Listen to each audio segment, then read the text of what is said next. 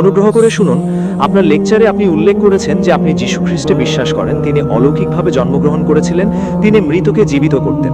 এবং আমি অবশ্যই বলবো, সব ধর্মই বলে যে তথাকথিত বিচার দিবসের আগে মানুষকে একবার মরতে হবে।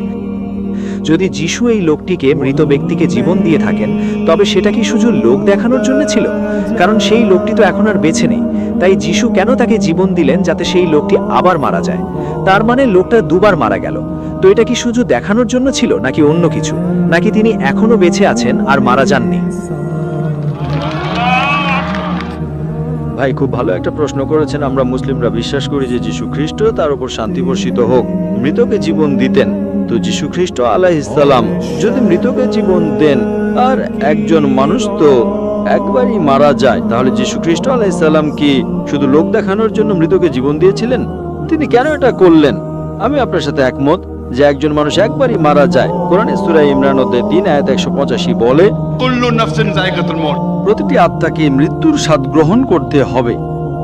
এবং কোরআন বলে যীশু খ্রিস্ট আলাইহিস সালাম বলতেন, বিইজনিল্লাহ, আল্লাহর নামে জেগে ওঠো, এবং তিনি মৃত্যুকে জীবন দিতেন।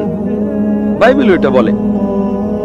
কিন্তু ঈশ্বর দত্ত সকল নবী, শুরু থেকে নবী মুহাম্মদ সাল্লাল্লাহু আলাইহি ওয়াসাল্লাম পর্যন্ত যত অলৌকিক কাজ বা মুজিজা দেখিয়েছেন, সেগুলো সব সর্বশক্তিমান ঈশ্বরের দ্বারা করা হয়েছিল।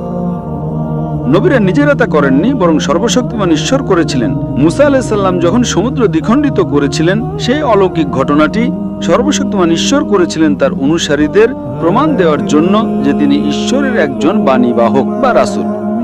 আপনি বাইবেল পড়লে এটা দেখতে পাবেন।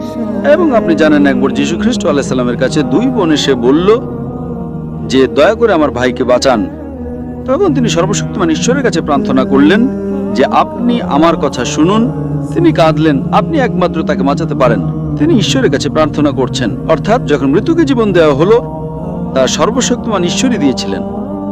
সুতরাং যত অলৌকিক কাজ করা হয়েছিল তা সর্বশক্তিমান ঈশ্বরই করেছিলেন। এবং নবী যীশু আলাইহিস সালাম ছিলেন একজন বাণীবাহক। তাই যীশু খ্রিস্ট আলাইহিস সালাম, মুসা আলাইহিস সালাম এবং নবী মুহাম্মদ সাল্লাল্লাহু আলাইহি ওয়াসাল্লাম যা অলৌকিক কাজ করেছেন, এগুলো সর্বশক্তিমান ঈশ্বরের নিদর্শন, যা দেওয়া হয়েছিল যাতে অনুসারীরা বুঝতে পারেন যে তিনি ঈশ্বরের একজন বাণীবাহক।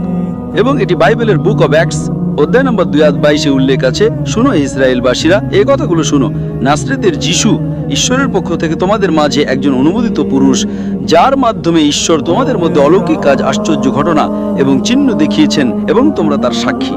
এর মানে ঈশ্বর এই সব অলৌকিক কাজ করেছেন শুধু এটা প্রমাণ করার জন্য যে তিনি যীশু ঈশ্বরের একজন বাণীবাহক ছিলেন।